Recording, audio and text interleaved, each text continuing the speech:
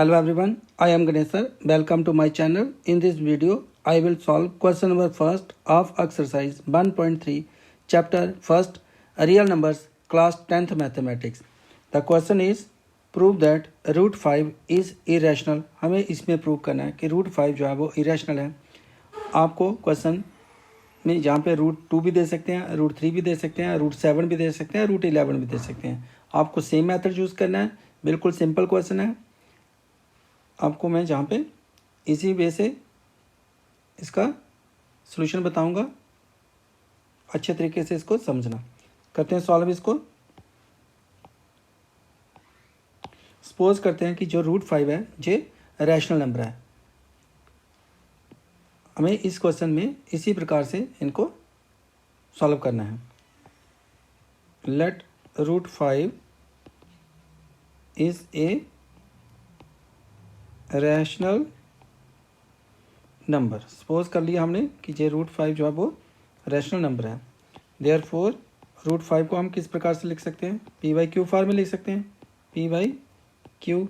जब P by Q होगा तो पी और क्यू क्या होंगे? इंटीजर्स होंगे. कोई भी रैशनल नंबर जो होता है इसमें पी और क्यू क्या होते हैं? इंटीजर्स होते हैं. और क्यू नॉट इक्वल टू 0 होगा. पी एंड क्यू और इंटीजर्स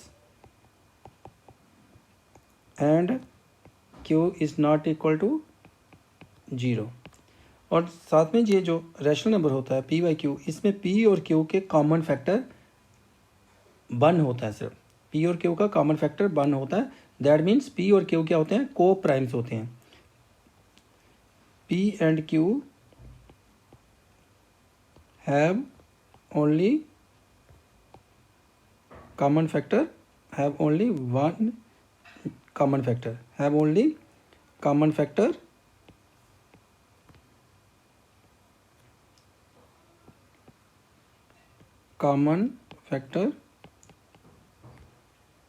1. अब इसको हम क्या करेंगे? स्क्वेयरिंग करेंगे. Root 5 is equal to P by Q को स्क्वेयरिंग करेंगे both sides. Squaring both sides. Same method सबके लिए अपनाना है. Root 3, root 5, root 7, root 11. Root 5 का square is equal to P upon Q का स्क्वायर. आपके पास आ जाएगा रूट 5 का square 5 is equal to P square upon में क्यू स्क्वायर. अब आप इसको लिख सकते हो 5 इंटू में Q square is equal to P square. इसको नंबर फर्स्ट दे सकते हो. जहाँ पे आ गया रूट 5 का स्क्वायर 5 इज इक्वल टू में पी का स्क्वायर किया पी स्क्वायर, क्यू का स्क्वायर किया क्यू स्क्वायर. इस क्यू स्क्वायर को इसके साथ मल्टीप्लाई कर लिया. 5 into Q square is equal to P square. अब कोई भी नंबर हम जब लिखते हैं 5 इंटू 3 इज इक्वल टू 15. इसका मीनिंग ये होता है कि जो 15 है ये किससे डिवाइड हो रहा है? 5 से. इसका मीनिंग ये आ गया. तो इसका मीनिंग ये हुआ कि जो पी स्क्वायर है वो किससे डिवाइड हो रहा है? 5 से. Implies p square is divisible by 5. अगर p स्क्वायर 5 से डिविजिबल है, जिसका नंबर का स्क्वायर अगर 5 से डिविजिबल है तो वो नंबर भी डिविजिबल होगा 5 से. स्क्वायर अगर डिविजिबल है तो नंबर भी डिविजिबल होगा. जैसे यहाँ पे p स्क्वायर अगर डिविजिबल है 5 से तो p भी किससे डिविजिबल होगा? 5 से डिविजिबल होगा. तो यहाँ पे हम इसको लिख सकते हैं p is divisible by 5. तो p भी किससे डिविजिबल हो जाएगा? 5 से.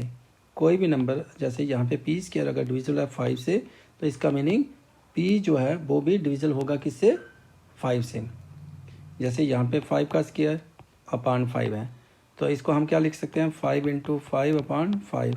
तो ये 5 कैंसिल हो गया. तो ये 5 हमने क्या लिया हुआ है? p को लिया हुआ है. तो इसलिए अगर p स्क्वायर डिविजिबल है 5 से तो p भी क्या हो जाएगा? 5 से डिविजिबल हो जाएगा. अब अगर p डिविजिबल है 5 से तो हम इसको p को क्या कर लेते हैं?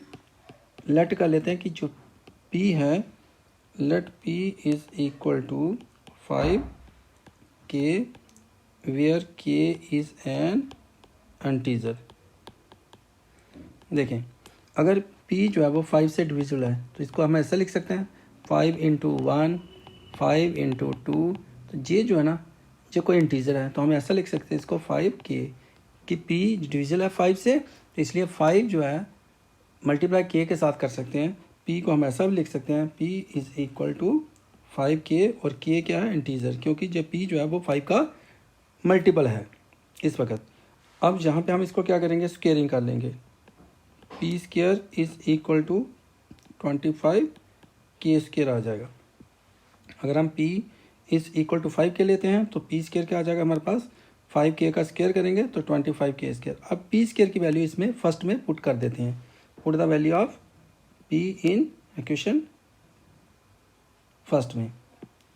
पुट द वैल्यू ऑफ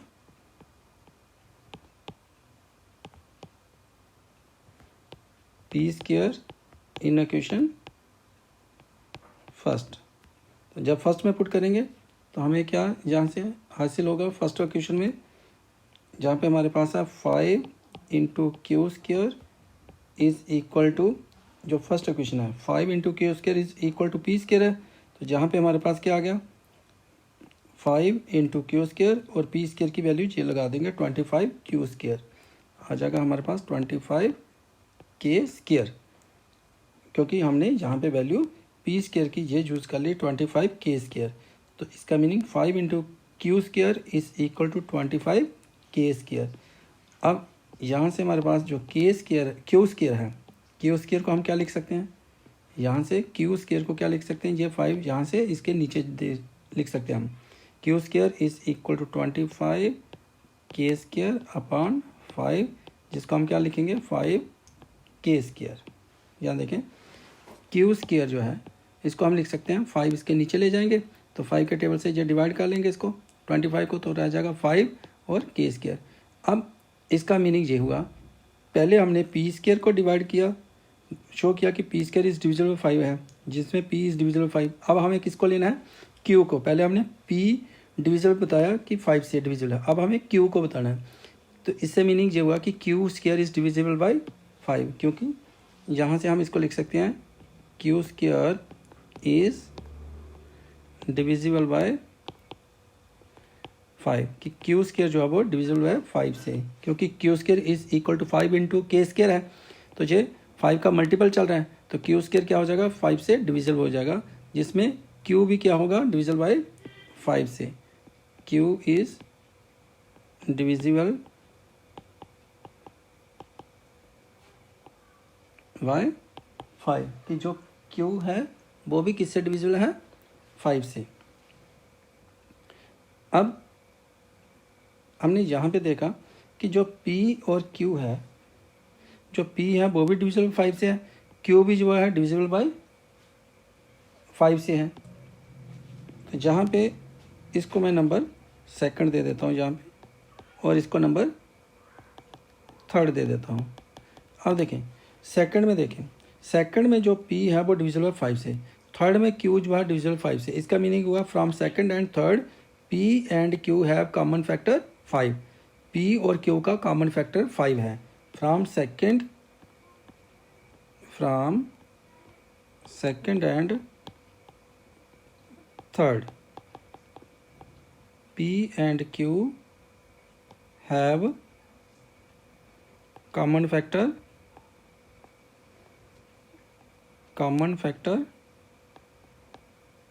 5, कि p और q का कॉमन फैक्टर क्या है 5। लेकिन हमने जो यहाँ पे बताया हुआ है कि p और q का सिर्फ और सिर्फ कॉमन फैक्टर क्या है 1। तो इसका मीनिंग अगर हम ये कहते हैं कि p और q का कॉमन फैक्टर 5 है, तो ये क्यों आ रहा है, क्योंकि हम इसको रैशनल नंबर मान रहे हैं। इससे क्या हुआ कि ये विरोधाभास पैदा हो गया। This contradicts our supposition, that p and q have common factor only 1। It contradicts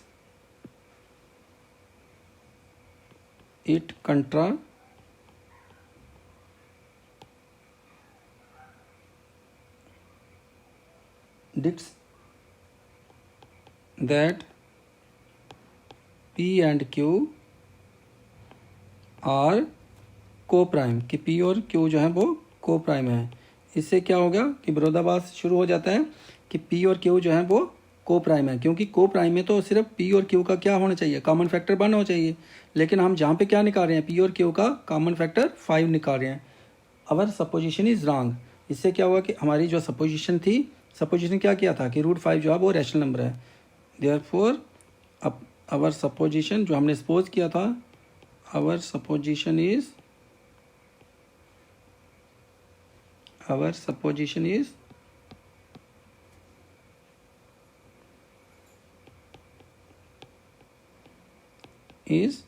wrong,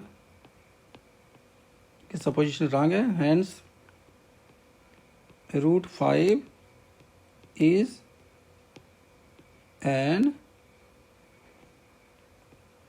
irrational number, कि जो √5 है वो क्या है, इररेशनल नंबर है। इसके साथ इस क्वेश्चन का जो सलूशन है वो कंप्लीट हुआ। I hope you all have understood it. आपको ये अच्छे तरीके से समझ आ गया होगा। नेक्स्ट क्वेश्चन के लिए नेक्स्ट वीडियो को देखें। इस वीडियो को लाइक करें, शेयर करें। Keep watching this channel. Thank you for visiting this channel.